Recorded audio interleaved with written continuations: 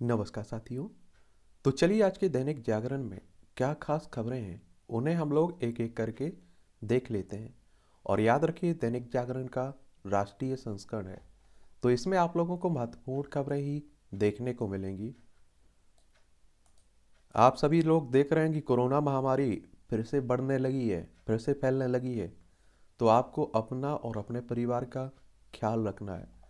सरकारी अस्पतालों में मुफ्त मिल सकती है नेजल वैक्सीन।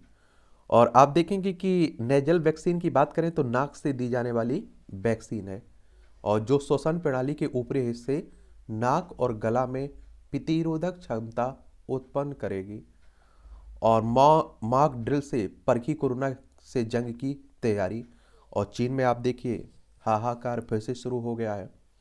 325 रुपये में खरीदेगी सरकार, वही प्राइवेट अस्पतालों को मिलेगी 800 रुपये में।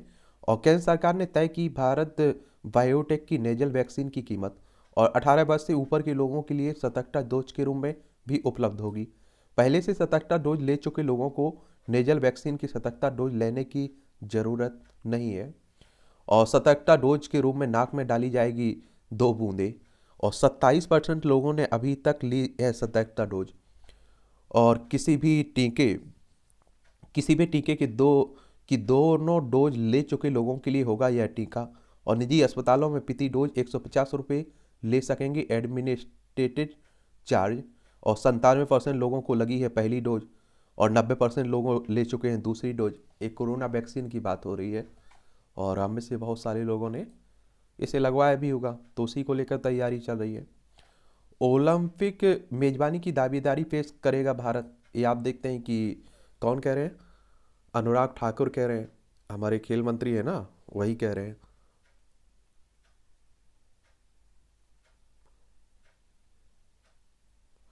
ओलंपिक गेम की बात करें तो अभी आपने देखे देखे हुए थे आपके ओलंपिक गेम।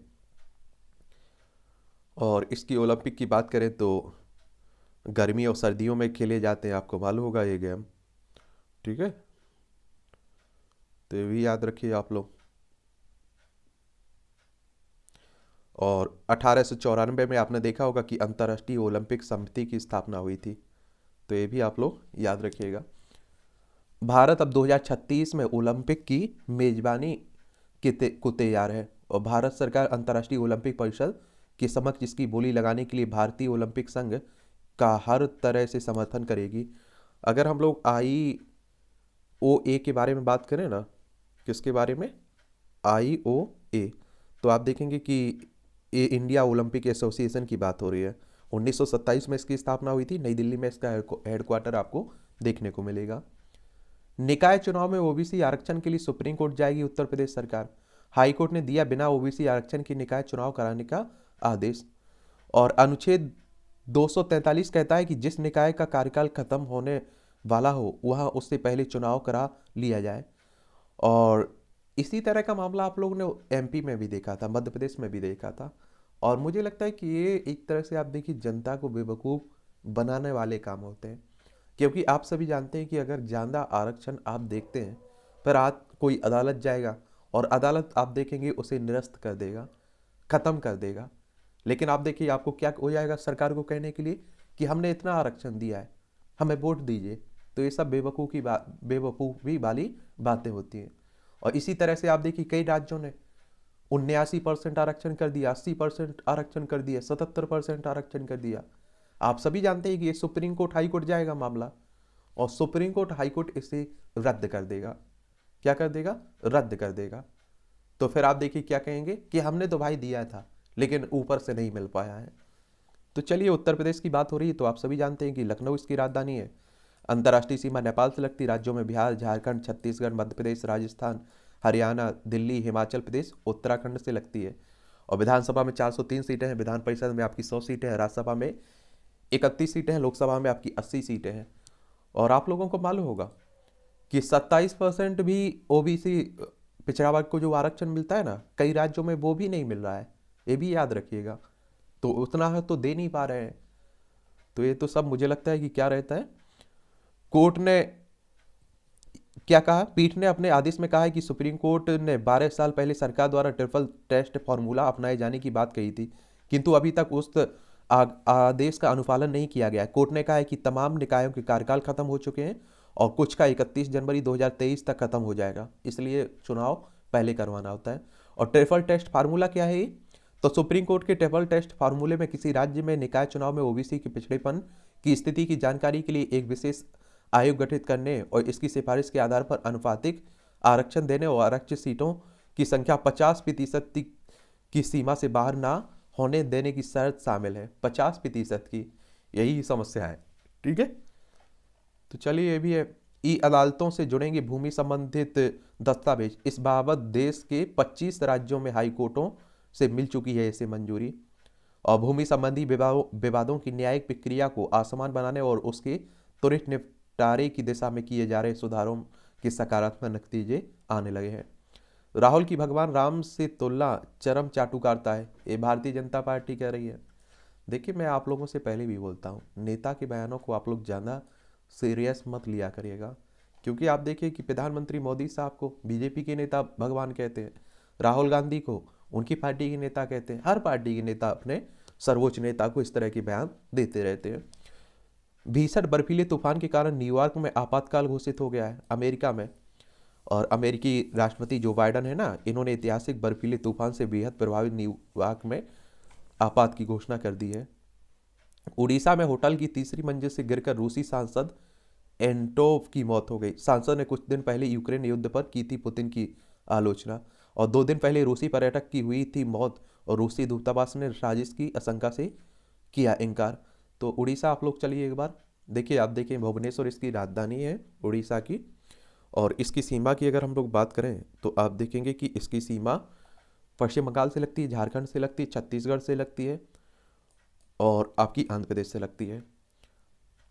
अगर हम लोग यहाँ के मुख्यमंत्री की बात करें तो नवीन पटनायक हैं, अच्छे मुख्यमंत्री हैं। गणेशी लाल राज्यपाल हैं। विधानसभा में 147 सीटें हैं, लोकसभा में 21 सीटें हैं, राज्यसभा में 10 सीटें हैं। 1,55,707 वर्ग किलोमीटर में फैला हुआ है आपका। देखिए, यही बंगाल की खाड़ी आप लोगों को देखने को मिलती है। चीन ने नेपाल में क्रॉस बॉर्डर रेलवे लाइन की तैयारी के लिए भेजी टीम, और चीनी दूतावास ने कहा कि यह नेपाल के फायदे के लिए उठाया गया ठोस कदम है। लेकिन आप लोगों को एक बात मालूम होना चाहिए, चाइना कुछ भी करता है तो उसमें सबसे ज़्यादा उसका लालच और हित होता है। बाकी देशों का वो कभी ना तो उसने भला चाहा है और ना चाहता है। देखिए, पाकिस्तान को कितनी मदद दी, लेकिन किस रूप में दी? ऋण के रूप में। अब आप देखिए, गुलाम बन गया एक तरह से पाकिस्तान। उसे अगर उसका ब्याज भी देना पड़ रहा है तब भी चाइना से लेकर फिर ब्याज दे रहा है। वंदे भारत की तर्ज पर सभी ट्रेनों पर का बदलेगा स्वरूप। 2030 तक पुराने वर्जन की सभी ट्रेनों को अत्याधुनिक बनाने की योजना है, और 26,000 करोड़ रुपए की लागत से दूसरे संस्करण से 200 ट्रेनों को बनाया जा रहा है स्लीपर। एल्यूमिनियम बॉडी वाली होंगी बोगी और चालू होंगी होते ही पकड़ेंगी रफ्तार। चलिए, अच्छी बात है। सुरक्षित यात्रा पर भी जोर दिया जा रहा है। ये सभी खबरें आपकी राष्ट्रीय राजधानी दिल्ली से जुड़ी हुई है, और दिल्ली आप देखते हैं कि केंद्र शासित प्रदेश है, नई दिल्ली इसकी राजधानी है। अरविंद केजरीवाल यहाँ के मुख्यमंत्री है। विधानसभा में आपकी 70 सीटें हैं, राज्यसभा में आपकी 3 सीटें हैं, लोकसभा में 7 सीटें आपको देखने को मिलेंगी। नजफगढ़ ड्रेन में 26 जनवरी से चलेंगी नाव, और मुख्य सचिव ने उप मुख्यमंत्री के सचिव से आरोपों का ब्यौरा मांगा। ये आप देखते हैं कि दिल्ली में जो मुख्यमंत्री होता है, उप मुख्यमंत्री यानी कि सरकार होती है, उसकी आप देखिए उपराज्यपाल से हमेशा तनातनी चलती रहती है, क्योंकि बाकी राज्यों में जितनी शक्तियां आप लोग मुख्यमंत्री, चुने हुए मुख्यमंत्री के पास देखते हैं ना, उतनी दिल्ली में नहीं है। ठीक है, दिल्ली में उपराज्यपाल शक्तिशाली दिखाई देता है। विदेश से आए 11 और यात्री कोरोना संक्रमित मिले। इंदिरा गांधी अंतर्राष्ट्रीय एयरपोर्ट पर आप देखिए। DUPG में दाखिले के लिए आवेदन की आज अंतिम तारीख है दिल्ली विश्वविद्यालय में। महापौर पद के लिए भाजपा ने रेखा गुप्ता को मैदान में उतारा। आखिरी समय पर प्रत्याशी घोषित कर आपके लिए पेश की चुनौती। और देखिए, एक और बात बता दूं, अभी भी आम आदमी मिला है MCD में, दिल्ली नगर निगम में, लेकिन फिर भी आप देखिए बीजेपी बना सकती है। ये आम आदमी पार्टी को डर है, क्योंकि यहाँ दल बदल का कानून लागू नहीं होता है। अगर आप देखिए आम आदमी पार्टी के जो पार्षद हैं, अगर वो आप देखिए बीजेपी के उम्मीदवार को वोट दे देते हैं तो कुछ नहीं बिगड़ेगा उनका। ठीक है, तो ये याद रखिएगा, विधायकों जैसा हाल नहीं है यहाँ। भाजपा की नज़र से अपने मोहरे को बचाएगी आप, और बेघरों के मामले में डूसे CEO पर गिजी गाय हटाए गए। इस कड़ाकी ठंड में बेघर लोग सड़कों पर सोने की मजबूर हैं। एमसीडी के स्कूलों में विद्या विद्या स्थली योजना शुरू। दिल्ली नगर निगम ने अपने स्कूल विद्यालयों में विद्या स्थली परियोजना को शुरू कर दिया है। यमुना में बड़ा अमोनिया अमोनिया 6 संयंत्रों से जलापूर्ति प्रभावित हुई है। 1.9 ppm हुआ वजीराबाद के पास यमुना के पानी में अमोनिया का स्तर, और 0.6 ppm तक ही अमोनिया शोधित हो सकता है जल शोधन संयंत्रों में। दिल्ली के ज़्यादातर इलाकों में जलापूर्ति प्रभावित और बड़ी पेयजल किल्लत। ये आप देखिए, हर नदी आप देखिए अपने प्रदूषण के से जूझ रही है। एयरपोर्ट पर अध्यापकों की ड्यूटी लगाने का आदेश लिया गया वापस, कोरोना महामारी की जांच के लिए। अभी नहीं हो रहा है अस्पतालों के PS प्लांट का इस्तेमाल। कोरोना से निपटने के लिए दिल्ली सरकार के अस्पतालों में मॉक ड्रिल में से जांची गई तैयारी। दिल्ली के अस्पतालों में अब रात में भी होगा पोस्टमार्टम। गणतंत्र दिवस परेड में पहली बार फोल्डिंग चेयर का होगा इस्तेमाल, और सिलेक्शन 1 घास को बचाने के लिए किया जाएगा इन कुर्सियों का इस्तेमाल। फोल्डिंग चेयर के बड़े सेट से में 240 व छोटे सेट में 180 लोग साथ बैठ सकेंगे। ठंड के प्रकोप से घास को बचाने के लिए खोखला खाद का हो रहा है इस्तेमाल। चलिए, गणतंत्र दिवस की बात हो रही है। गणतंत्र दिवस यानी कि 26 जनवरी की बात हो रही है। देखिए यार, 3 डेटें और बता देता हूँ। 15 अगस्त, 26 नवंबर और 26 जनवरी। 15 अगस्त को आज़ादी मिली थी तो हम लोग स्वतंत्रता दिवस मनाते हैं। 15 अगस्त 1947 को ही तो मिली थी। 26 नवंबर 1949 में आपका संविधान अंगीकृत हुआ था, तो 26 नवंबर को संविधान दिवस मनाते हैं। और 26 जनवरी 1950 को पूरी तरह से संविधान भी लागू हो चुका था और बहुत सारी संस्थाओं का जन्म भी हो चुका था। इसलिए आप देखेंगे उस दिन आप लोग गणतंत्र दिवस मनाते हैं। देखिए, 2 देशों के बीच अगर सीमा विवाद चलता है तो ये अलग बात हो जाती है, लेकिन आप देखिए कि हमारे तो राज्यों में ही सीमा विवाद चल रहा है। आप देखिए, महाराष्ट्र और कर्नाटक में दोनों में सीमा विवाद चल रहा है। अगर महाराष्ट्र की बात करें तो मुंबई इसकी राजधानी है, और इसकी सीमा आप देखिए गुजरात, मध्य प्रदेश, छत्तीसगढ़, तेलंगाना, कर्नाटक और गोवा से लगती है। यहाँ आप देखेंगे कि आपकी विधानसभा में 288 सीटें हैं, विधान परिषद में 78 सीटें हैं, राज्यसभा में 19 सीटें हैं, लोकसभा में 48 सीटें हैं। 3,07,713 वर्ग किलोमीटर में फैला हुआ क्षेत्रफल में तीसरे नंबर पर आता है। पहले पर राजस्थान, दूसरे पर मध्य प्रदेश, तीसरे पर महाराष्ट्र है। यहाँ के भगत सिंह कोश्यारी राज्यपाल हैं, मुख्यमंत्री एकनाथ शिंदे हैं। वहीं अगर हम लोग कर्नाटक की बात करें तो ये कर्नाटक है, बेंगलोर इसकी राजधानी है। इसकी सीमा केरल, तमिलनाडु, आंध्र प्रदेश, तेलंगाना, महाराष्ट्र और गोवा से लगती है। यहाँ आप देखेंगे कि थावरचंद गहलोत राज्यपाल है, मुख्यमंत्री बसवराज मुंबई हैं। विधानसभा में 224 सीटें हैं, विधान परिषद में 75 सीटें हैं, राज्यसभा में 12 सीटें हैं, लोकसभा में 28 सीटें हैं। 1,91,791 वर्ग किलोमीटर में आपका कर्नाटक फैला हुआ है। तो इन दोनों के बीच आप देखेंगे सीमा विवाद देखने को मिल रहा है। कर्नाटक की मराठी भाषी क्षेत्रों को महाराष्ट्र में शामिल कराएंगे, ये आप देखिए महाराष्ट्र के मुख्यमंत्री कह रहे हैं। और इनमें चल रहा है, करीब 66 वर्ष पुराना है ये विवाद। आज़ादी से पहले महाराष्ट्र के को बॉम्बे प्रेसिडेंसी के नाम से आप लोग जानते थे। उस समय वर्तमान कर्नाटक की विजयपुरा, बेलगावी तब बेलगांव हुआ करता था। धारवाड़ और उत्तर कन्नड़ बॉम्बे प्रेसिडेंसी का हिस्सा था। आज़ादी के बाद राज्यों के पुनर्गठन के समय बेलगाम महानगर पालिका ने मांग की थी कि उसे महाराष्ट्र में शामिल किया जाए, क्योंकि वहाँ मराठी भाषी की संख्या अधिक है। इसी दौरान 1956 में महाराष्ट्र के कुछ नेताओं ने बेलगाम, निपणी, कारवार, खानापुर और नांदेड़ जैसे मराठी भाषी क्षेत्रों को महाराष्ट्र में शामिल करने की मांग की थी। जब यह मांग जोर पकड़ने लगी तो केंद्र सरकार ने सर्वोच्च न्यायालय के पूर्व न्यायाधीश मेहर चंद महाजन की अध्यक्षता में मसले का हल सुलझाने के लिए आयोग का गठन किया था। और 1967 में आयोग ने रिपोर्ट में सौंपते हुए कहा था कि निपनी, खानपुर और नांदगाड़ ये आप देखेंगे कि सहित मराठी भाषी 262 गांव महाराष्ट्र को देना चाहिए। महाराष्ट्र को इस पर आपत्ति थी और यह तत्कालीन बेलगांव सहित कुल 814 मराठी भाषी गांवों को महाराष्ट्र में शामिल करने की मांग कर रहा था। चलिए, तो वही चल रहा है। असम में नए सिरे से होगा लोकसभा और विधानसभा सीटों का परिसीमन। कानून मंत्रालय के निवेदन पर निर्वाचन आयोग का निर्णय आया है। 1976 में आखिरी बार हुआ था राज्य चुनाव क्षेत्रों का परिसीमन। और देखिए, निर्वाचन आयोग की बात करें तो आप सभी जानते हैं कि भारतीय निर्वाचन आयोग की इलेक्शन कमीशन ऑफ इंडिया की बात कर रहा हूँ, एक संवैधानिक संस्था है। संविधान के अनुच्छेद आप देखेंगे कि अनुच्छेद 324 के तहत इसकी स्थापना की बात कही गई है। 324 के, और कब हुई थी? 25 जनवरी 1950 में स्थापना हुई थी। नई दिल्ली में हेडक्वार्टर देखने को मिलेगा। सुकुमार सेन पहले हमारे मुख्य चुनाव आयुक्त थे। और ये आप देखेंगे कि इसके लिए वर्ष 2011 की जनगणना के आधार बनाया जाएगा। और निर्वाचन आयोग ने असम में 1 जनवरी 2023 से परिसीमन होने तक नई प्रशासनिक इकाइयों के गठन पर भी रोक लगा दी है।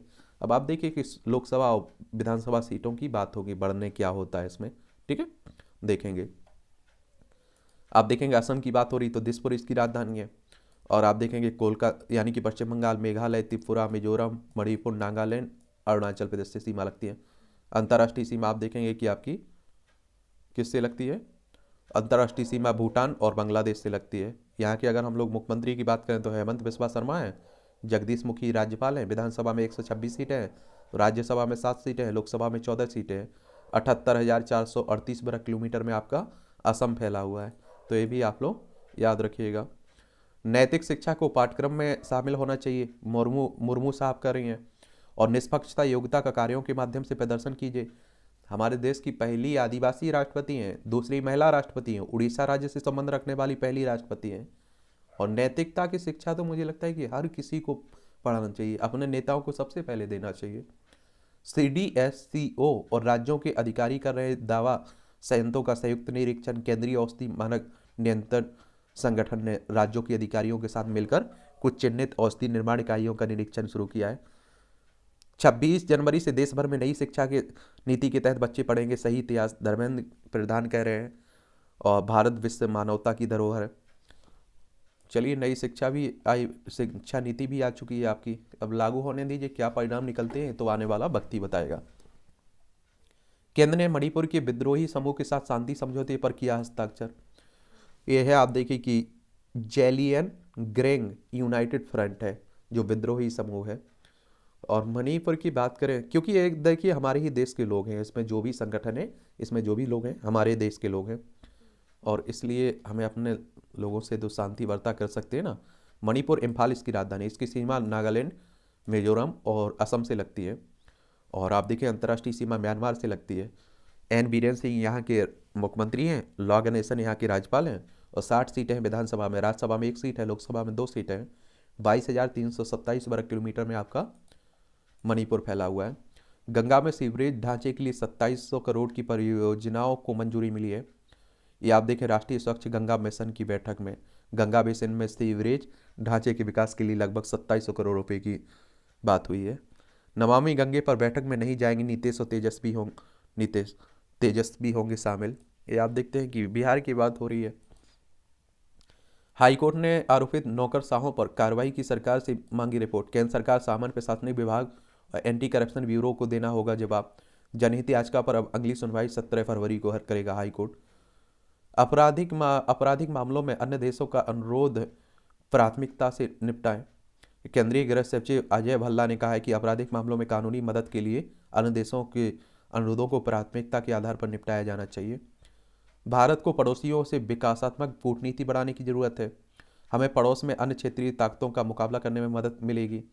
और आप देखिए पड़ोसी यानी कि आप देखिए पाकिस्तान, अफगानिस्तान, चाइना, नेपाल, भूटान, बांग्लादेश, म्यांमार, ये सभी हमारे स्थलीय सीमा लगती है। और श्रीलंका से जलीय सीमा लगती, पाक जल लमरू मन्नार की खाड़ी आप लोगों को देखने को मिलती है, ठीक है। ये आप देखिए नेपाल की बात हो रही है, प्रचंड ओली, आप लोगों ने देखा होगा हाल ही में नेपाल में चुनाव हुए थे और प्रचंड प्रधानमंत्री बन चुके हैं। और कहते हैं कि चीन की तरफ इनका झुकाव ज़्यादा है, देखते हैं क्या होता है। उत्तराखंड, उत्तर प्रदेश, बिहार, सिक्किम और असम, 5 राज्यों की सीमा लगती है। और देखिए हमारा पड़ोसी है, यहाँ कोई हलचल होती है, कुछ भी होता है तो हमारे लिए चिंताजनक रहती है ये बात। देश की राजनीति में सबसे भ्रष्ट गांधी परिवार है, भाजपा कह रही है।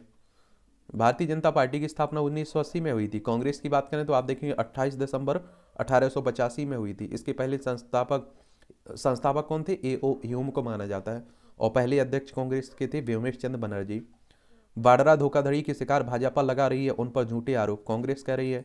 ये आप देखिए सोनिया गांधी के दामाद है बाडरा। सुरक्षित हाथों में नहीं है, तमिलनाडु सरकार बदलना बेहतर है। ये आप देखिए भारतीय जनता पार्टी के कौन कह रहे हैं? राष्ट्रीय अध्यक्ष कह रहे हैं। तमिलनाडु की अगर हम लोग बात करें तो एक बार आप लोग तमिलनाडु चलिए, ये आप देखेंगे तमिलनाडु है, चेन्नई इसकी राजधानी है। और आप देखेंगे कि आंध्र प्रदेश, कर्नाटक, केरल से इसकी सीमा लगती है। और आप देखेंगे कि यहाँ RN रवि यहाँ के राज्यपाल है, मुख्यमंत्री MK स्टालिन है DMK के। और विधानसभा में 234 सीटें हैं, लोकसभा में 39 सीटें हैं, राज्यसभा में 18 सीटें हैं। 1,30,058 वर्ग किलोमीटर में आपका फैला हुआ है तमिलनाडु। दक्षिण भारत में अभी बीजेपी का ज़्यादा कुछ नहीं है ना विस्तार, इसलिए वो कोशिश कर रहे हैं। पेपर लीक के मामले में भाजपा नेता व अधिकारी भी संदेह के घेरे में, सुक्खू कह रहे हैं। ये आप देखिए, हिमाचल प्रदेश में नई सरकार बनी है और यहाँ भी पेपर लीक हुए थे, वहीं की बात हो रही है। हिमाचल प्रदेश की राजधानी शिमला, दूसरी धर्मशाला। इसकी अंतर्राष्ट्रीय सीमा चाइना से लगती है। राज्यों में उत्तराखंड, उत्तर प्रदेश, हरियाणा, पंजाब, जम्मू कश्मीर और लद्दाख से लगती है। और आपको मालूम होगा विधानसभा में 68 सीटें हैं, राज्यसभा में आपकी 3 सीटें हैं, लोकसभा में 4 सीटें हैं। तो सुखविंदर सिंह सुक्खू यहाँ के क्या बने हैं, मुख्यमंत्री बने हैं ना कांग्रेस के, तो वही कह रहे हैं। शुवेंदु की विरोध की शैली को लेकर भाजपा में उठने लगे सवाल। ये आप देखेंगे, शुवेंदु अधिकारी पश्चिम बंगाल से आते हैं और ये पहले ममता बनर्जी के साथ थे, फिर आप देखेंगे इन्होंने बीजेपी के साथ मिल गए थे। और पश्चिम बंगाल की बात करें तो कोलकाता इसकी राजधानी है, वेस्ट बंगाल की। उड़ीसा से इसकी सीमा लगती है, इसकी झारखंड से भी सीमा लगती है, इसकी सीमा आप देखेंगे कि बिहार से भी लगती है, सिक्किम से भी लगती है, असम से भी लगती है। और इसकी अंतर्राष्ट्रीय सीमा आप देखेंगे नेपाल से लगती है, भूटान से, बांग्लादेश से लगती है। और ये आप देखेंगे कि ममता बनर्जी यहाँ की मुख्यमंत्री हैं, CB आनंद बोस यहाँ के राज्यपाल हैं। विधानसभा में 294 सीटें हैं, लोकसभा में 42 सीटें हैं, राज्यसभा में 16 सीटें हैं। 88,752 वर्ग किलोमीटर में फैला हुआ है। हाथ से हाथ जोड़ो अभियान के लिए कांग्रेस ने नियुक्त किए पर्यवेक्षक। मल्लिकार्जुन खड़गे कांग्रेस के राष्ट्रीय अध्यक्ष बन चुके हैं। रमन के इस्तीफे के बाद भी काम करता रहा मुनत का विभाग, CM बघेल कह रहे हैं। स्काई वॉक मामले में मुख्यमंत्री भूपेश बघेल ने लगाए गंभीर आरोप। राजधानी में स्काई वॉक का मुद्दा गर्माता जा रहा है। सरकार ने भाजपा शासनकाल में बने स्काई वॉक की जांच आर्थिक अपराध अन्वेषण ब्यूरो को सौंप दी है।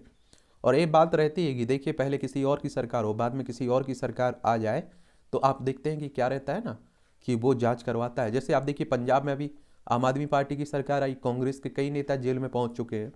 पंजाब की राजधानी चंडीगढ़ है, आप देखिए। अंतर्राष्ट्रीय सीमा पाकिस्तान से लगती है। राज्यों में राजस्थान, हरियाणा, हिमाचल प्रदेश, जम्मू कश्मीर। भगवंत मान यहाँ मुख्यमंत्री बन चुके हैं ना। आपके दम पर पार्टी है, किसी नेता का पाँव ना छुएं, ललन सिंह कह रहे हैं।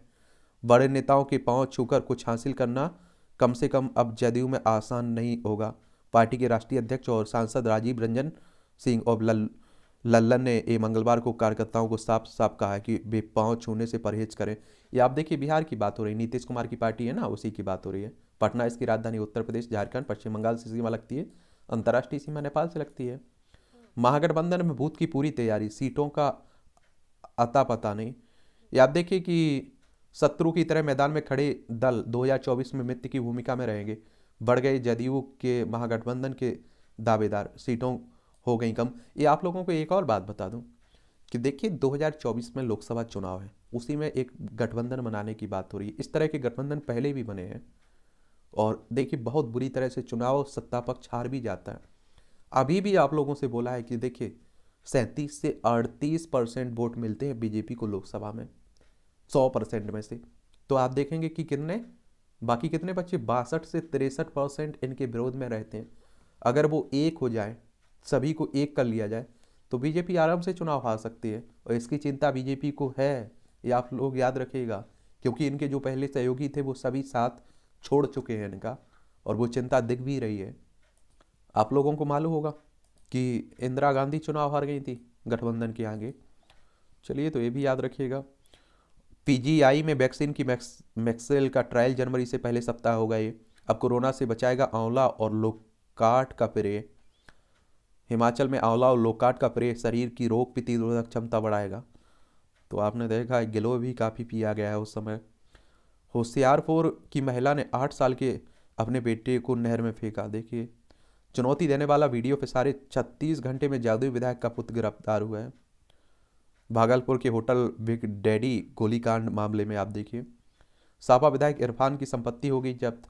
याद देखिए कि जब से योगी आदित्यनाथ मुख्यमंत्री बने उत्तर प्रदेश के, विपक्षियों के तो हाल बहुत बुरी स्थिति है। आप देखिए आजम खान की क्या स्थिति हुई। RD धीमान हिमाचल के मुख्य सूचना आयुक्त बनाए गए हैं। बिहार में महिला को डायन बता मेला पिलाए, प्राथमिकी दर्ज हुई है बिहार में। जब तक लोग जागरूक नहीं होंगे, शराबबंदी सफल नहीं होगी। ये बिल्कुल सही बात है, आप देखिएगा। और जागरूकता, कोई भी कुछ काम भी करवाना है तो जागरूकता सबसे पहले ज़रूरी होती है। हाईकोर्ट से नहीं मिली कोचर दंपत्ति को राहत, आईसीआईसी बैंक, आई बैंक के ऋण घोटाले में आप देखिए बंद है ये। आईआईटी बीएचयू की मदद से वाराणसी बनेगा वाटर स्मार्ट सिटी। बनारस से हमारे प्रधानमंत्री साहब भी आते हैं। और क्या होता है वाटर स्मार्ट सिटी, तो प्रभात कुमार सिंह बताते हैं कि उन्होंने पहली बार वाटर स्मार्ट सिटी का प्रारूप 2017 में प्रस्तुत किया था। इसके लिए शहरों को प्रमुख 6 बिंदुओं पर तैयार कार्य किए जाना चाहिए। और स्मार्ट वाटर सप्लाई सिटी यानी कि जलापूर्ति व्यवस्था को तकनीकी रूप से समृद्ध बनाना। स्मार्ट वाटर सीवरेज सिटी, शहर के सीवरेज प्रणाली को आधुनिकतम तरीके से विकसित करना। स्मार्ट वाटर ड्रेन सिटी, शहर के नाले नालियों को वैज्ञानिक तरीके से ठीक बनाना। स्मार्ट वाटर सिटी, जल प्रवाह मार्गों को स्वच्छ एवं प्रदूषण रहित बनाना। स्मार्ट साइकिल सिटी, शहर के अपशिष्ट जल की साइकिलिंग कर उसे विभिन्न उपयोग में लेना। स्मार्ट वाटर सेंसिटिव सिटी, शहर में नागरिक भी जल उपयोग के प्रति संवेदनशील हो। ठीक है। पिथौरागढ़ में 2 मोटर पुल हुए तैयार, नेपाल चीन सीमा तक पहुंचना आसान होगा हमारा। आप देखिए कि बॉर्डर सिक्योरिटी फोर्स सड़क संगठन कर रहा है सभी निर्माण। बिहार में जल भराव वाले खेतों से अब सालों भर किसानों को होगी आमदनी। चलिए, वेटलैंड में सोलर प्रोजेक्ट आप देख रहे हैं, 9 वेटलैंड घोषित कर रखा है। इनमें वैशाली, बेगूसराय, पूर्वी व पश्चिमी चंपारण सहित आप देखेंगे सहरसा, दरभंगा, मुजफ्फर, खगड़िया व कटिहार शामिल होंगे इसमें। और बिजली कंपनी के सीएमडी संजीव हंस ने बताया कि सोलर ऊर्जा का यह मॉडल बहुत ही सहज रहेगा। चलिए देखते हैं क्या होता है। पंजाब को दहलाने की साजिश नाकाम, 3 गिरफ्तार हुए। या आप देखिए पाकिस्तान से लगा हुआ पंजाब है, तो पाकिस्तान तो हर समय अशांति फैलाने की कोशिश भी करता रहता है। 30 साल बाद पाक से ड्रग्स के साथ गुजरात भेजे गए हथियार, देखिए। और आप देखिए पाकिस्तान हर संभव कोशिश करता है। पाकिस्तानी राष्ट्रध्वज से ऊंचा होगा तिरंगा हमारा। अटारी सीमा पर देश का सबसे ऊंचा राष्ट्रध्वज लगाने की प्रक्रिया शुरू हुई है। 360 फीट ऊंचाई है। वर्तमान हमारा झंडा 2017 में स्थापित किया गया था। 400 फीट ऊंचा बागा चेक पोस्ट के सामने लगा है पाकिस्तान का झंडा। तो 418 फीट ऊंचा तिरंगा गणतंत्र दिवस पर फहराए जाने की तैयारी है। हम लोग कहीं पीछे थोड़े हैं। बिजनौर में पगड़ी उतारी, बाल उखाड़े, 4 पर केस दर्ज। ये बदायूं में क्रिसमस समारोह में मतांतरण का आरोप, पुलिस ने रुकवाया कार्यक्रम। ये मतांतरण यानी कि धर्म परिवर्तन का मामला आजकल काफ़ी चल रहा है, आप सभी देख रहे हैं। महिला को स्त्री धन या वित्तीय संसाधन से वंचित करना घरेलू हिंसा है, कोर्ट कह रहा है। और किसी महिला को पति की मृत्यु के बाद उसे स्त्री धन या आर्थिक संसाधन से वंचित करने को कलकत्ता हाईकोर्ट ने घरेलू हिंसा करार दिया है। आतंकी मुठभेड़ में मृत दिखा हड़पी सीआरपीएफ के हवलदार की संपत्ति। पीड़ित ने पुलिस से लगाई गुहार, बोले मुझे जिंदा होने का प्रमाण पत्र दिया जाए। सीतापुर में मतांतरण की धधकती आग में पड़ोसियों ने डाला घी। लखनऊ व बाराबंकी के साथ ही विदेशी से भी जुड़ रहे हैं तार। भाजपा सांसद प्रज्ञा सिंह ठाकुर के खिलाफ शिकायत दर्ज हुई है, हिंदुओं को अपने घरों में धारदार हथियार रखने की सलाह देने के मामले में। या आप देखिए लोकसभा सदस्य भी हैं प्रज्ञा ठाकुर, भोपाल से, एमपी से। बिहार में मतांतरण से बची युवती मां मौसी के साथ पहुंची कोलकाता। मतांतरित लोगों को एससी दर्जा मामले में केंद्र के फैसले को सुप्रीम कोर्ट में चुनौती दी गई है। एक बात और आप लोगों को बता दूं कि बार बार मैं बोल रहा हूं कि देखिए एक नियम कानून ला देने से कुछ नहीं होने वाला है, क्योंकि आप देखिए संविधान धर्म परिवर्तन को रोकने की बात नहीं करता है। जिसको जो धर्म मानना है मान सकता है, आर्टिकल 25 कहता है, लेकिन उसमें लालच नहीं होना चाहिए। आप देखिए कि ज़बरदस्ती नहीं होना चाहिए, फरेब नहीं होना चाहिए, धोखा नहीं होना चाहिए। लेकिन ऐसा तय कैसे करेंगे आप कि ये हुआ है? उसकी जड़ तक जाइए कि आखिर ये हो क्यों रहा है, लोग अपना धर्म परिवर्तन कर क्यों रहे हैं। हमारे पहले कानून मंत्री भीमराव अम्बेडकर साहब ने भी बौद्ध धर्म अपनाया था। बाड़मेर में धर्म ग्रंथ जलाने के मामले में 3 गिरफ्तार हुए हैं। राजस्थान की बात हो रही है, क्षेत्रफल में सबसे बड़ा है। अशोक गहलोत यहाँ के मुख्यमंत्री हैं। गुजरात, मध्य प्रदेश, उत्तर प्रदेश, हरियाणा, पंजाब और पाकिस्तान से इसकी सीमा लगती है अंतर्राष्ट्रीय। असम में तेंदुए के हमले से 3 वनकर्मी सहित 13 घायल हुए हैं। देखिए सुबह में कपी, दोपहर में धूप से दी राहत। आप देखिए ठंड का मौसम ही आ गया है तो क्या। बंद कमरे में अलाव जलाकर सो रहे 3 लोगों की दम घुटने से मौत। ये मत किया करिएगा, ऐसा करने से बहुत ही आप देखिए जान भी जा सकती है, क्योंकि धुआं बाहर भी नहीं निकल पाएगा और दम घुट जाएगी। नई दिल्ली, श्री माता वैष्णो देवी कटरा के बीच विशेष रेलगाड़ी चलने की बात हो रही। जबलपुर में शुरू होगा अग्निवीरों का प्रशिक्षण।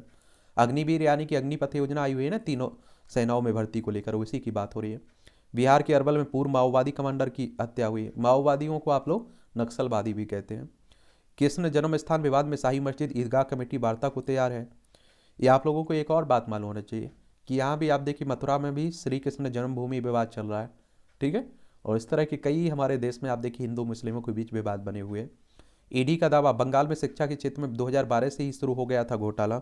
ईडी यानी कि इन्फोर्समेंट डायरेक्टरेट की बात हो रही है, प्रवर्तन निदेशालय की बात हो रही है। इसकी स्थापना की अगर हम लोग बात करें तो 1 मई 1956 में हुई थी। नई दिल्ली में हेडक्वार्टर देखने को मिलेगा। कर्तव्य पथ पर महिला जवानों ने दिखाया हैरत अंगेज कर्तव्य, ये नई दिल्ली पर आप देखिए। तो अब महिलाएं किसी क्षेत्र में कमज़ोर नहीं है, ये याद रखिएगा। पत्नी शराब पीकर तंग करे तो यह क्रूरता है, ये आप देखिए हाईकोर्ट कह रहा है। नोटिस के बाद भी पोर्टल पर कर्मियों की जानकारी नहीं देने पर वेतन रोका गया है। ये मुंबई में स्टंट वीडियो बनाते दो रूसी यूट्यूबर गिरफ्तार हुए हैं, मुंबई महाराष्ट्र। आदिवासियों ने लगाया नक्सलवाद मुर्दाबाद का नारा। ये आप देखिए छत्तीसगढ़ की बात हो रही है। छत्तीसगढ़ यानी कि आपको रायपुर इसकी राजधानी मध्य प्रदेश से अलग करके बनाया गया था। ये 1 नवंबर सन 2000 की बात है।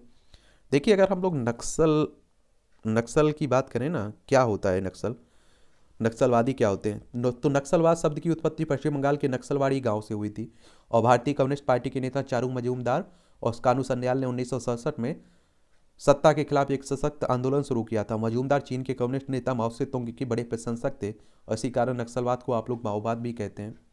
जम्मू में तबादले के लिए कैट में पहुंची कश्मीरी हिंदू कर्मचारी। और देखिए यहाँ हिंदुओं को बड़ा टारगेट भी किया जाता है जम्मू कश्मीर में, उन्हें मारा जाता है, तो उन्हीं की उसी से बात हो रही है। ये भूमंडलीकरण का एक नया दौर। आप लोगों से पहले भी बोला है कि जो आपके महत्वपूर्ण एडिटोरियल रहते हैं, वो चाहे हिंदी मीडियम के न्यूज़पेपरों के हो या इंग्लिश मीडियम के, उन सबको आपके फेसबुक पेज पर डाल देते हैं, तो वहाँ जाकर आप लोग पढ़ लिया करिएगा सभी न्यूज़पेपरों के। लेकिन जो महत्वपूर्ण लगता है कि ये दैनिक जागरण में महत्वपूर्ण है, उस पर हम लोग बात कर लेते हैं। ये आप देखेंगे कि यह कहना गलत नहीं है, ये होगा कि 2022 बेहद उथल पुथल भरा रहा है और साल खत्म होने को आया है, लेकिन रूस या द्वारा यूक्रेन के शहरों, उसके ऊर्जा केंद्रों और बुनियादी ढांचे को मिसाइलों और ड्रोन से निशाना बनाने का सिलसिला समाप्त नहीं हुआ है। आप देख रहे हैं कि रूस और यूक्रेन के बीच, यूक्रेन है, ये रूस है और ये हमारा भारत है, तो इन दोनों के बीच युद्ध चल रहा है, उसका अभी भी समाधान नहीं हुआ। सबसे ज़्यादा आप देखिए यूक्रेन के लोगों को, यूक्रेन को नुकसान झेलना पड़ रहा है। रूसी राष्ट्रपति व्लादिमीर पुतिन ने इन हमलों को इस आधार पर उचित ठहरा रहा है कि यह अक्टूबर में रूस को क्रीमिया से जोड़ने वाली पुल को उड़ाने की वाजिब जवाबी प्रतिक्रिया है। मॉस्को जहां यूक्रेन के लोगों का हौसला पस्त करना चाहता है, वहीं यूक्रेन और दृढ़ता से प्रतिकार के लिए तैयार प्रतीत होता है। तो जो गतिरोध का शिकार हुई ऊर्जा आपूर्ति के बीच हाड़ कपा देने वाली सर्दी में भी झुकने को राजी नहीं है।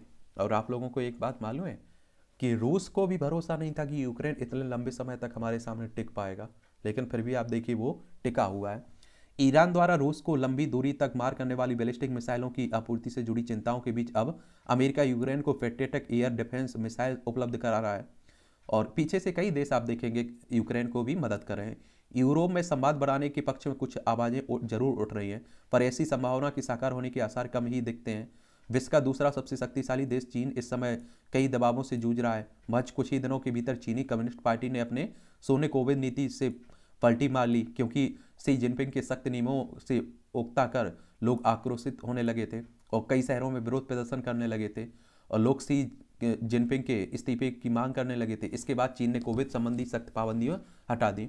एकाएक इन पाबंदियों को हटाने से वहां स्वास्थ्य ढांचा चरमराने लगा और क्योंकि सुविधाओं की तुलना में संक्रमण के मामले कहीं ज़्यादा तेजी से बढ़ रहे हैं। हालांकि घरेलू स्तर पर ऐसी मुसीबतों के बावजूद सी बाहरी मोर्चे पर आक्रामकता दिखाने से बाज नहीं आ रहे हैं। बीते दिनों अरुणाचल के तवांग में चीनी दुस्साहस वास्तविक नियंत्रण रेखा यानी कि एलएसी पर एक तरफा परिवर्तन की उसकी मंशा को ही दर्शाता है। चूंकि भारतीय सैन्य बलों ने मात्रात्मक एवं गुणात्मक स्तर पर सुदृढ़ सेना को करारा जवाब दिया, तो इसमें भी चीनी कम्युनिस्ट पार्टी की भारत को सबक सिखाने की खींच और बढ़ेगी।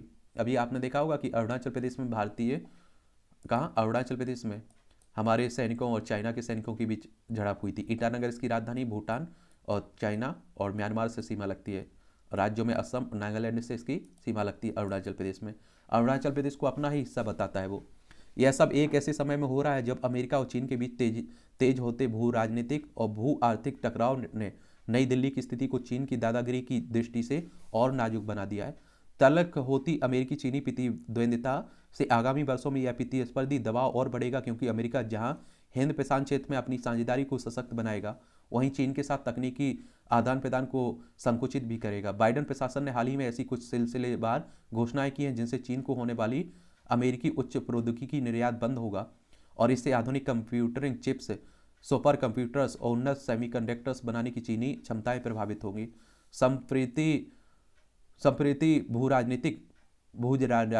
राजनीति फिर से निर्णायक भूमिका में आ गई है, और क्योंकि आर्थिक निर्णयों के मामले में विश्वास अवश्य पहलू बन गया है। वॉशिंगटन द्वारा चीन को महत्वपूर्ण तकनीकों से वंचित करने की नीति और चीन पर अति निर्भरता को दूर करने के लिए आपूर्ति श्रृंखला को नए सिरे से गढ़ने के लिए समान विचार वाले देशों के साथ नई साझेदारियों की आवश्यकता में यह आवास होता है कि अमेरिका से स्पष्ट रूप से कहा कि 21वीं सदी की वैश्विक अर्थव्यवस्था के निर्माण में चीन के साथ उसकी जो प्रतिस्पर्धा है उससे अकेले पार नहीं पाया जा सकता है। अब भूमंडलीकरण का एक नया दौर शुरू हो गया है, और जिसमें महत्वपूर्ण उद्योगों से जुड़ी आपूर्ति श्रृंखला के ढांचे में बदलाव के पीछे विदेश नीति और राष्ट्रीय सुरक्षा से जुड़ी चिंताओं का भी ध्यान रखा जा रहा है।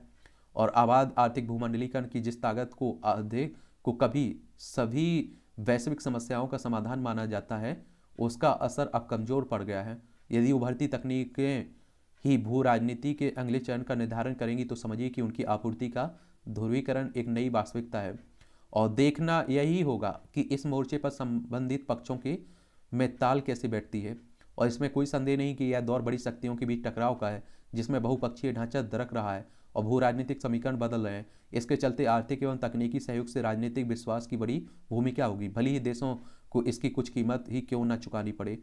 यदि अमेरिका ने इस आर्थिक ढांचे को नए सिरे से आकार देना आरंभ किया, तो इससे अंतिम स्वरूप यूरोप से मिलेगा, और चीन का उदय अमेरिका के लिए जिन निहितार्थ वाला है, वही स्थिति यूरोप के लिए यूक्रेन में रूसी हमले की है। अंततः यूरोप की आंखें वैश्विक हलचलों की चुनौती को लेकर खुली हैं, फिर चाहे वह यूरेशिया का मामला हो या फिर हिंद प्रशांत का हो। वैश्विक राजनीति और आर्थिकी का ध्यान हिंद प्रशांत की ओर बढ़ रहा है। पश्चिम को भी आभास हुआ है कि रूस एक तत्कालिक दिक्कत है, लेकिन बड़ी समस्या चीन है, और आने वाले समय में मॉस्को बीजिंग धुरी के मजबूत होने से यह समस्या और विकराल होगी। यही कारण है कि पश्चिम महत्वपूर्ण उत्पादों के लिए चीन पर अपनी आर्थिकी निर्भरता घटाने के लिए तमाम विकल्प अपना रहा है, और इसके लिए चीन को महत्वपूर्ण तकनीकों से दूर रखना और समान विचारों वाले साझेदार के साथ नज़दीकी बढ़ाने के जैसे तरीके भी अपनाए जा रहे हैं। और भारत को भी इसमें कदम उठाना चाहिए, क्योंकि हम लोग बहुत कुछ आयात करते हैं चाइना से।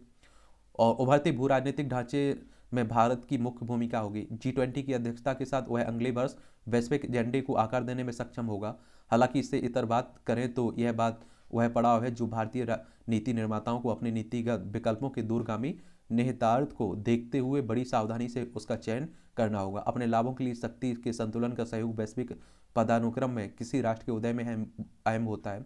चूंकि यह वैश्विक ढांचे में एक निर्णायक मोड़ का दौर है, तो नई दिल्ली को इसे गंभीरता से लेते हुए सक्रियता के साथ अपनी तत्परता दिखानी चाहिए। और एक बात आपको मालूम है कि आजकल अमेरिका भारत के साथ नज़दीकियां दिखा रहा है। एक समय ऐसा भी था कि चाइना और पाकिस्तान का बड़ा सहयोगी हुआ करता था अमेरिका, और हमारा सहयोगी रूस था, और भरोसेदार मित्र है रूस, ये भी याद रखिएगा।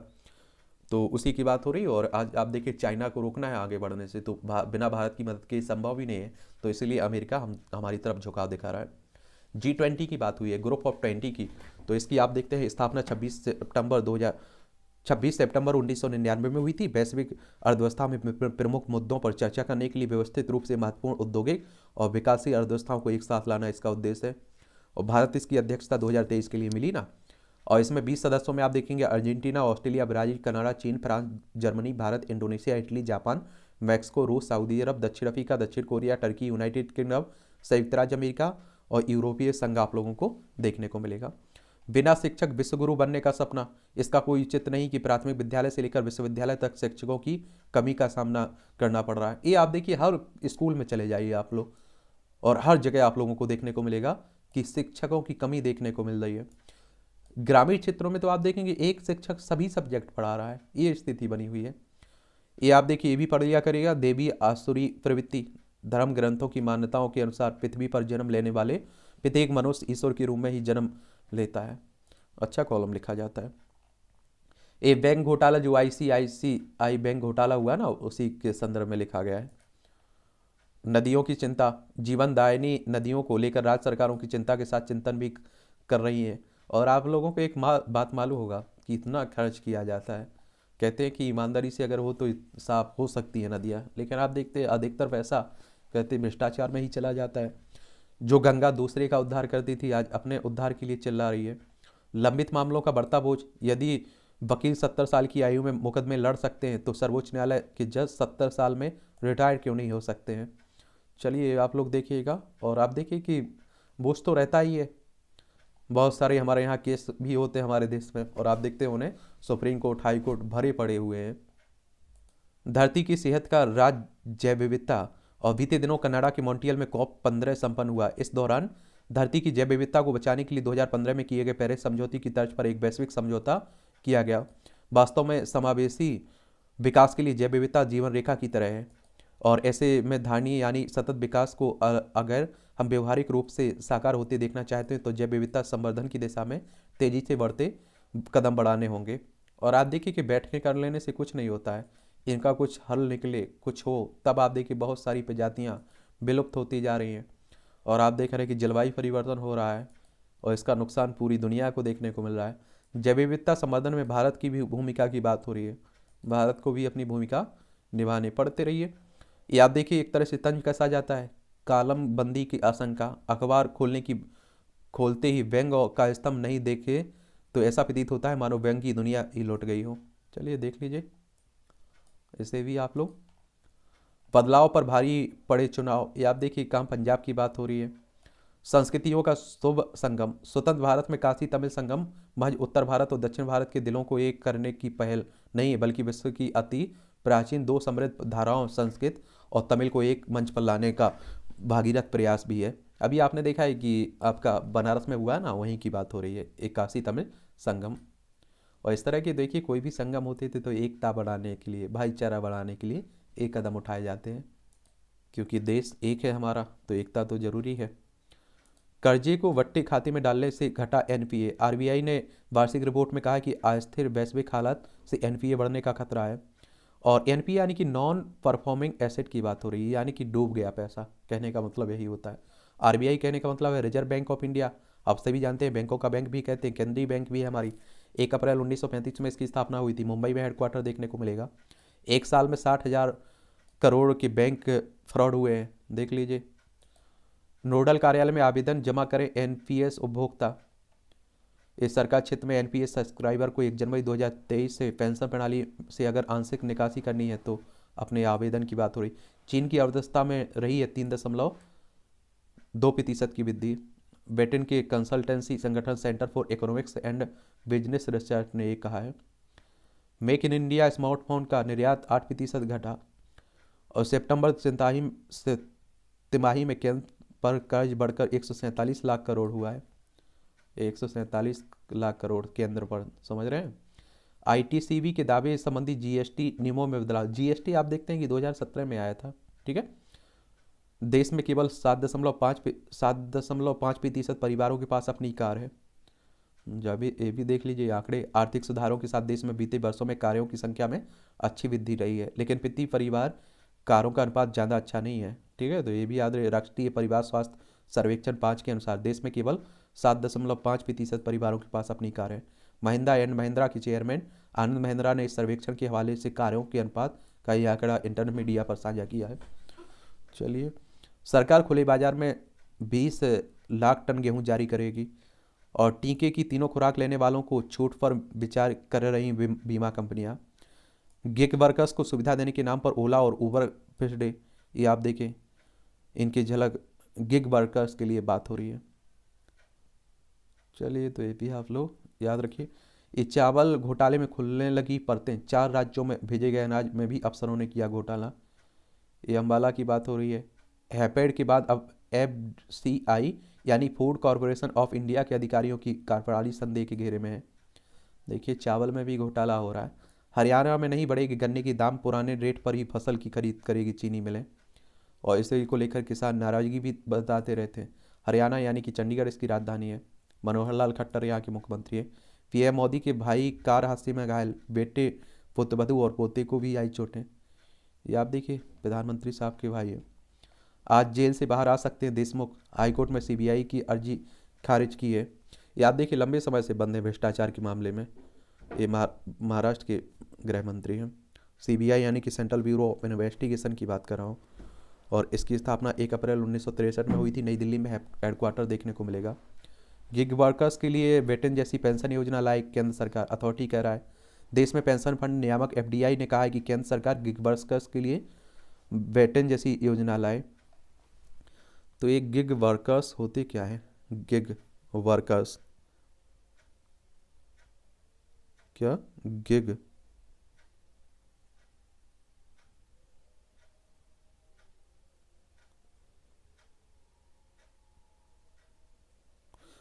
गिग वर्कर्स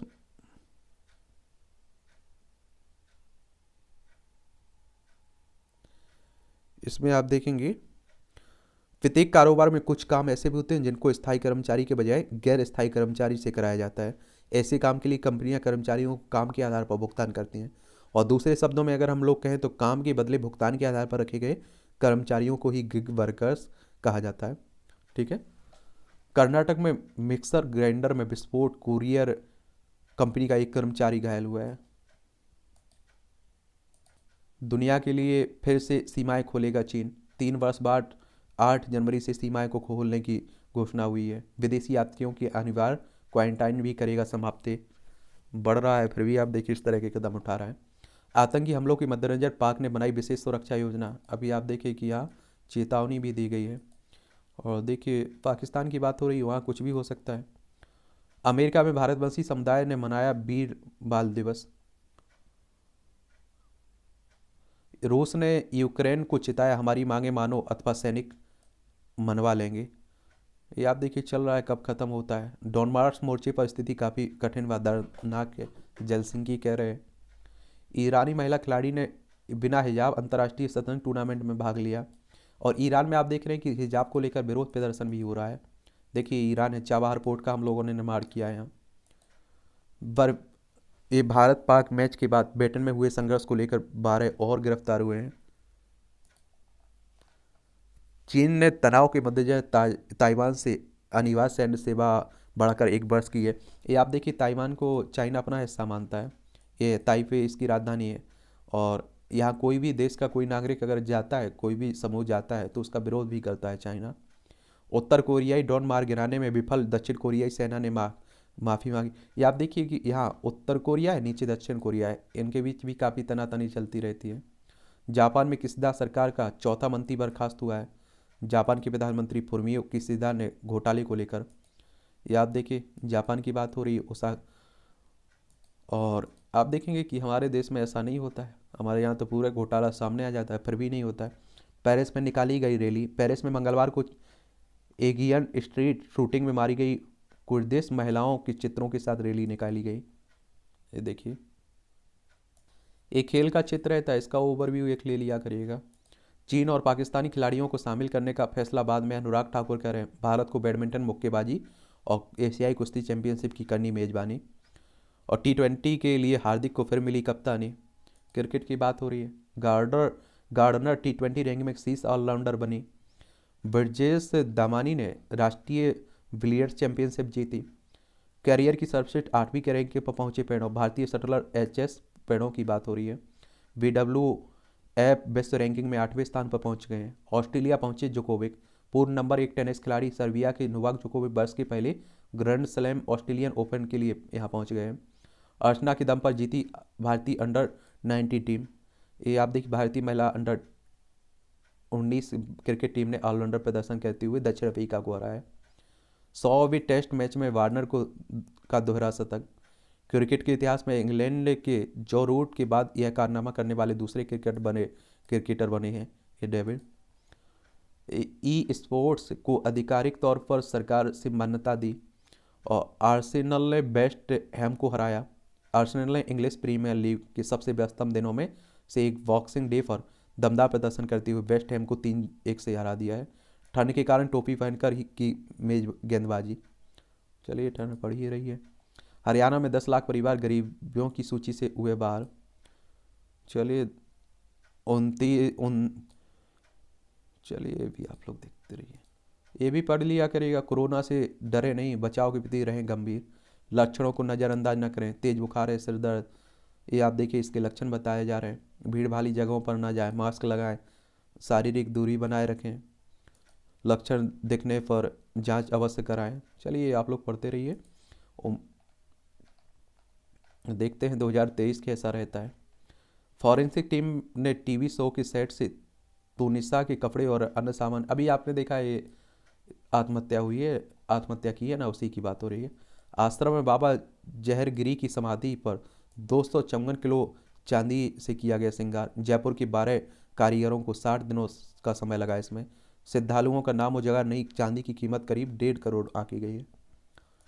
24 भारतीय भाषाओं के विशिष्ट युवा लेखकों को अकादमी युवा पुरस्कार दिया गया। हर पुरस्कार विजेता को 3 ताम्रफलक और 50,000 रुपये मिलेंगे। पूर्व वित्त सचिव डॉक्टर हसमुख अधिया बने गुजरात सीएम के मुख्य सलाहकार। एक गुजरात में भी चुनाव हुए थे। गुजरात गांधीनगर इसकी राजधानी, बीजेपी की सरकार बनी है। पाकिस्तान से सीमा लगती है। अंतर्राष्ट्रीय राज्यों में राजस्थान, मध्य प्रदेश, महाराष्ट्र से लगती है। पुरी मंदिर पहुंचे बीजेपी के हजारों कार्यकर्ता। धक्का मुक्की में 6 छात्र छात्राएं बेहोश हुए।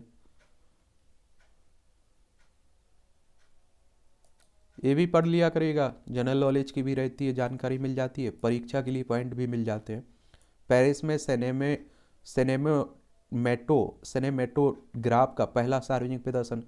1895 में आज ही लुई और अगस्ट ल्यूमियर ने पेरिस में सिनेमेटोग्राफ का पहला प्रदर्शन किया था। यह ऐसा पहला मोशन पिक्चर उपकरण था जिसका उपयोग कैमरा और प्रोजेक्टर दोनों के रूप में किया गया था। इसका प्रेरणा ल्यूमियर बंधुओं ने थॉमस एडिसन के काइनेटोस्कोप से ली थी। भारत में पहली बार प्रदर्शन हुई थी बोलती फिल्म मेलोडी ऑफ लव। 1929 में आज ही पहली बार मदन थिएटर्स ने कोलकाता की एल फिस्टन पिक्चर पैलेस में आर्क हीथ के निर्देशन में बनी बोलती फिल्म मेलोडी ऑफ लव का प्रदर्शन किया था। Elphinstone picture palace sound system तकनीक से लैस भारत का पहला सिनेमाघर थे। रतन टाटा ने टाटा समूह की नई ऊंचाइयों तक पहुंचाया। उद्योगपति रतन टाटा का जन्म 1937 में आज ही के दिन सूरत में हुआ था। अमेरिका से उच्च शिक्षा प्राप्त कर उन्होंने 1961 में टाटा स्टील के साथ कैरियर की शुरुआत की। टाटा समूह की अलग अलग कंपनियों में काम करने के बाद 1991 में टाटा समूह के अध्यक्ष बने और इसे नई ऊंचाइयां दी। उन्हीं की अगुवाई में टाटा समूह ने टेटली, जगुआर, लैंड रोवर और कोरम जैसी बड़ी कंपनियों का अधिग्रहण किया। वैश्विक स्तर पर नई पहचान भी बनाई। सामाजिक कार्यों में सहयोग के लिए भी रतन टाटा सदैव रहे हैं। सन 2000 में उन्हें पद्म भूषण और 2008 में पद्म विभूषण से भी सम्मानित किया गया। ये दोनों पुरस्कार 1954 में शुरू हुआ था। लेटे बुद्ध प्रतिमा की सफाई दक्षिण पश्चिम जापान के में आप लोगों को एक देखने को मिलेगा। ग्रीन कीटनाशक से नियंत्रित की जाएगी मक्खी मच्छरों की वंश बेल। इलाहाबाद विश्वविद्यालय में अहम शोध हुआ है और बीमारियों को रोकने में मिलेगी मदद। रीढ़ वाले जीव नहीं होंगे प्रभावित इससे। चलिए अच्छी। नशे की लत छुड़वाने में भी संगीत का हो रहा है इस्तेमाल। देखिए गर्भावस्था में मददगार होगा स्वस्थ गर्भ ऐप। एम्स नई दिल्ली की मदद से IIT रुड़की की ओर से तैयार ऐप गूगल प्ले स्टोर में उपलब्ध है, देख सकते हैं। सूखे पत्ते जैसी तितली का वीडियो देख चौंके लोग। नई दिल्ली तितली की बात हो तो चलिए देखिए इस तरह की भी तितली। ये आप देखिए मूवियों से जुड़ी खबरें, पढ़ना हो तो पढ़ लिया करिए, नहीं पढ़ना है मत पढ़िए। हर रोल अच्छे ऑफर नहीं होते। रजत कपूर का नई पीढ़ी को लेकर बनेगी ओमकारा की रीमेक। और कच्छ एक्सप्रेस दूसरी भाषा में बनाती तो फिल्म की मिठास नहीं निकल जाती। मानसी कह रहे हैं जो कहते हैं ब्रेक पर हूँ उनसे पीछे बात कुछ और ही होती है।